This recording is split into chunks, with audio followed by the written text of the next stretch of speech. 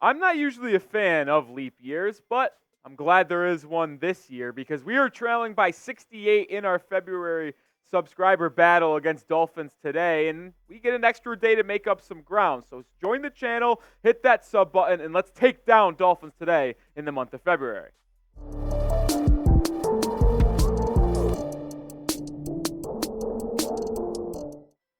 I'm Nic Rohloff of Patriots Today. Did the Patriots plan for a rebuild get leaked today during the NFL Combine? There was a lot of interesting reports and rumors coming out of Indy surrounding our New England Patriots, and it feels like there's a five-step plan, if you will, for Eliot and Jerod Mayo to rebuild this Patriots roster, or at least get started on the rebuild so New England could start contending in 2 to 3 seasons. And step number one, well, it seems like they're going to be busy in the trade market, and it looks like they're going to look to deal away 2 players from the roster, one of them being Mac Jones, the other being one of Devontae Parker or Juju Smith-Schuster. The 2 veteran wide receivers are on multi-year deals. They just have not been able to do anything good for the Patriots, and it looks like they might look to cut bait. And it makes sense. And the latest reports, I go back on this, are that the New England Patriots are going to be looking to deal away Mac Jones and Devontae Parker over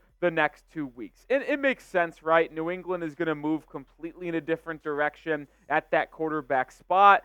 There's no need to make an awkward situation when there doesn't need to be. Just trade Mac Jones away, try to recoup some picks. And Devontae Parker, he's cooked.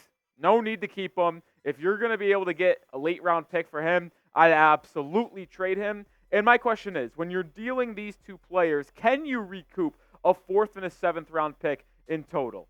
I don't even care if it's not in the 2024 NFL draft, if I'm going to be honest. Just give me a 4th round pick for Mac, because I still think that is a possibility, and give me a 7th round pick for Devontae Parker. Him and Juju, those 2 contracts just have not worked, but if I want to keep one, I think I'm going to lean Juju because he's been better in his career, and if he's able to stay healthy with that knee, he can be still useful in that slot position, and he could be a mentor for Demario Douglas.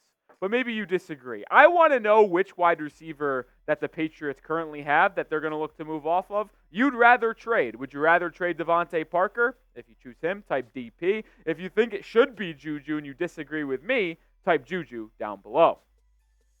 All right, number 2 on the Patriots offseason plan is to re-sign both Mike Onwenu, the right tackle, and the safety, Kyle Dugger. There has been a lot of talk in this offseason thus far between Eliot and Jerod Mayo on how they want to keep homegrown talent and homegrown players that are really good in the building and in Foxborough. And it all starts with Dugger and Onwenu and then extending Christian Barmore, which is a different topic for a different day. But it seems like New England is doing everything they can to keep Kyle Dugger in Foxborough. And according to some reports today, there has been an offer extended. Doug Head of the Boston Herald said the Patriots have an offer on the table to impending free agent safety Kyle Dugger, a source confirmed. And I think this is smart, and I think it's a great philosophy. I just mentioned it, but when you draft good players and they give you a good return on investment, well, then just give some love to them. Give them the cash and let them stay because they know what the culture is about in this building already. Even though they're shifting to a kind of new one with Wolf, Jerod Mayo, and this coaching staff, they still know what it means to be a Patriot, and they know what it takes to win in Boston, in Foxborough, in this area. So I like keeping these guys around. And like I said, Dugger and Onwenu first. Christian Barmore is coming down the pipeline. You need to pay him.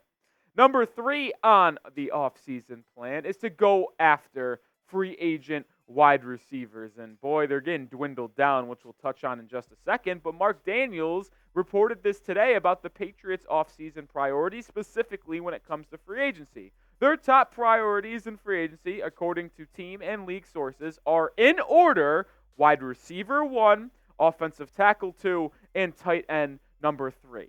I do want to quickly mention before we talk about wide receivers, this should be as to no surprise to any of you. We've talked in depth about the needs of New England.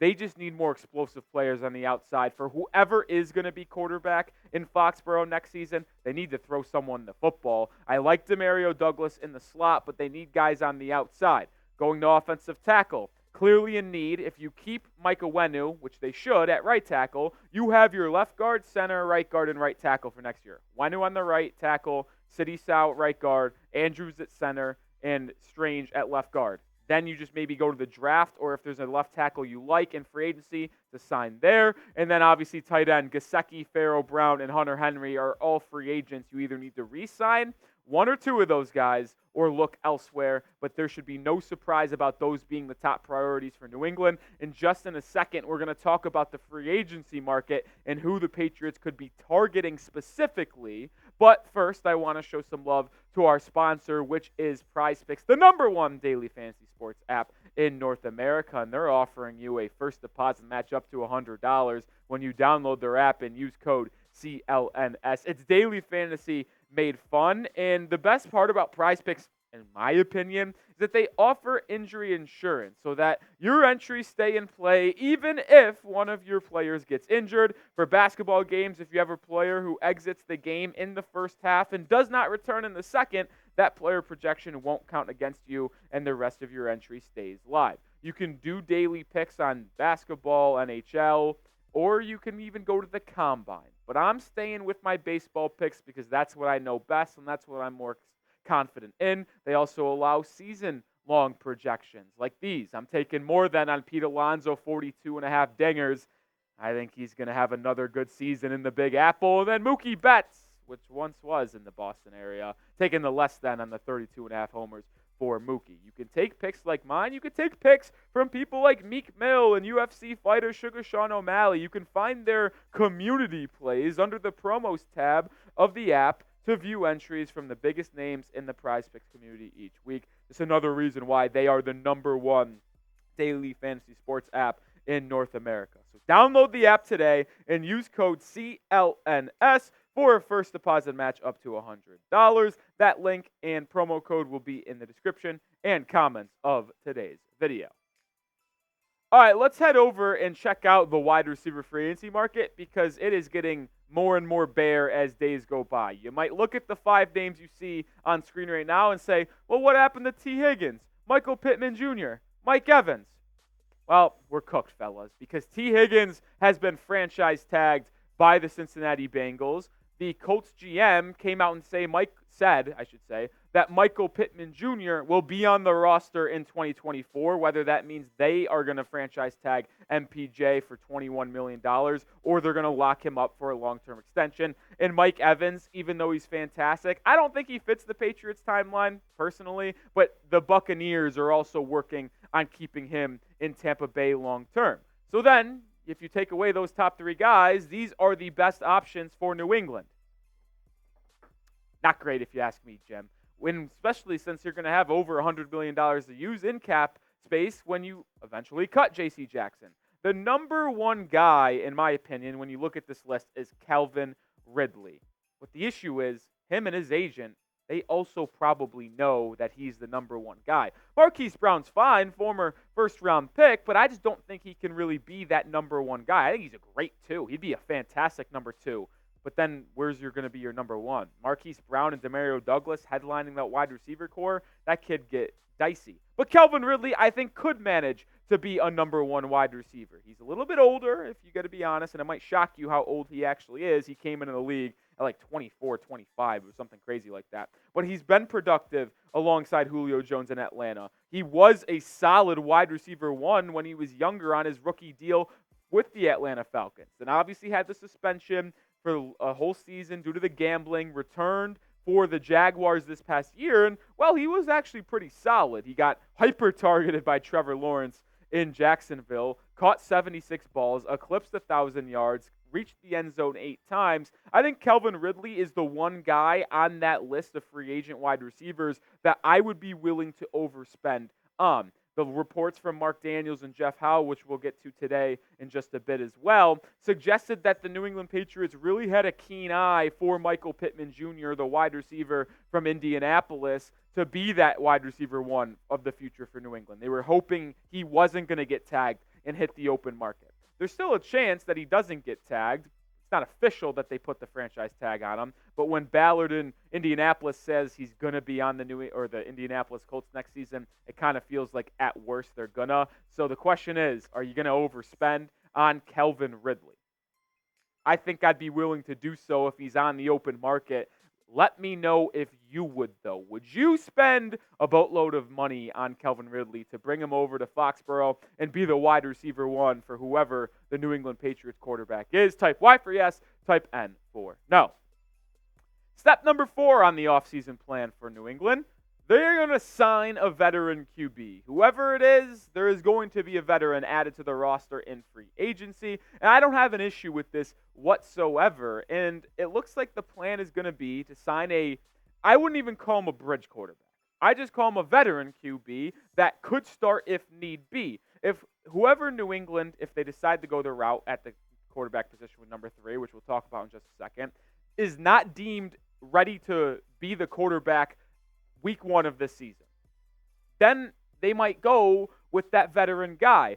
Quarterbacks already linked and named to New England that are going to be free agents, Jacoby Brissett and Joe Flacco. I don't have an issue with these two guys. Well, why don't I have an issue? Because both have already worked in the scheme that the Patriots will run in 2024. They have been with Cleveland over the last 4 seasons. Joe Flacco obviously filled in as a starter the second half of this past year and started a playoff game for Cleveland. Yes, you heard that correctly. But Brissett was also with the Browns when Alex Van Pelt was the offensive coordinator. And if you had to make me choose between one of those two guys, I'm going to go with Jacoby Brissett, and I'm not going to look away. Brissett is arguably one of the best backup quarterbacks in the entire NFL. He has experience in Foxborough with the Patriots. He has experience with Alex Van Pelt in Cleveland and his offensive scheme. I think it's a match made in heaven, and if I'm going to be honest, I am so okay offering a 2-year, $18 million deal in total, not per season, to Jacoby Brissett to be a guy that mentors the quarterback you potentially take at number 3, or in a pinch could be your starter for 4 or 5 games if an injury occurs, or like I mentioned, you don't deem that rookie quarterback, if you select one, ready to go to start the season. Which takes me to the step number 5 of the Patriots offseason plan, which it feels like New England is going to draft a quarterback with the number 3 overall pick. Hallelujah, if you're with me. Some of you aren't, though, but I personally believe it should be an absolute lock. Jeff Howe on the Patriots pick said the Patriots really want to draft a quarterback with the number 3 pick. The front office wrapped up its pre-free agency meetings a week ago and seems to be on the same page that the best way to jumpstart this rebuild and yield long-term success is to find a young quarterback in the NFL, draft to build around. And this is music to my ears. Listen, I know there's a lot of people out there that have different opinions on how the Patriots should rebuild, whether it be drafting MHJ at pick number 3 and going the veteran quarterback route, or drafting one in the second round, or trading back from number 3 and getting as many assets as possible to be used and spread out to build this roster and then figure out quarterback later. Here's my thing, though. I am not in the business of drafting in the top 5 for multiple seasons. And if you don't want to be in that business, and if you're with me that I want to actually have a chance to compete, you need to figure out the quarterback spot. I don't want to be the Atlanta Falcons who draft in the top 10 for the past 3 or 4 seasons and have a pretty good roster on paper at the defensive side of the ball, at the offensive line, wide receivers, running backs. Their roster on paper is fantastic. But they continue to be picking in the top 10 because their quarterback play has been horrific. I don't want to do that. And you just saw the 3 quarterback stats on screens. I'm in the business of having an elite quarterback like we had for the past 20 years in Tom Brady. I'm not going to say these 3 guys can even be close to what Tom Brady was in New England, but they will at least give you a chance to compete with the Justin Herberts, the Josh Allens, the Patrick Mahomes, the Joe Burrows that you have to compete with in the AFC. Now, I don't think Caleb Williams is going to be a potential quarterback option for New England. I think it's going to be between Drake Maye and Jayden Daniels, but there is a lot of buzz around the LSU quarterback who just won the Heisman right now that he could even challenge Caleb Williams as quarterback 1. Dan Orlovsky hopped on ESPN today and said he would take Jayden Daniels at number 1 if he was the Chicago Bears. So what does that mean for the Patriots? Well, in my opinion, I think Drake Maye is the quarterback for the New England Patriots. Why? I think he fits Alex Van Pelt's scheme better than the other two guys if you just take talent away from it, based off his ability to go under center, in the pistol, play action, and fire over the middle of the field. And I'll also say this.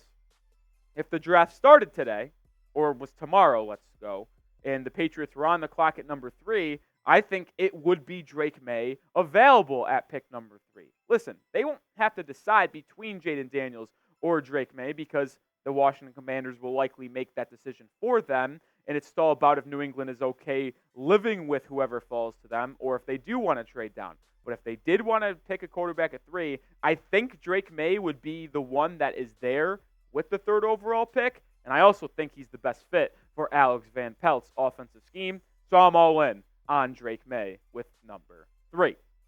Make sure you hit that sub button, by the way, because on tomorrow's show, we are actually going to do a fun NFL video where we're looking at Jayden Daniels and Drake Maye, comparing the two, and looking more in depth at their scouting profiles to see which quarterback would better fit Alex Van Pelt's New England Patriots. I kind of just said it would be Drake Maye, but I'll tell you why in more in depth and look at both of those guys on tomorrow's video. So make sure you hit that sub button and come back tomorrow for that video.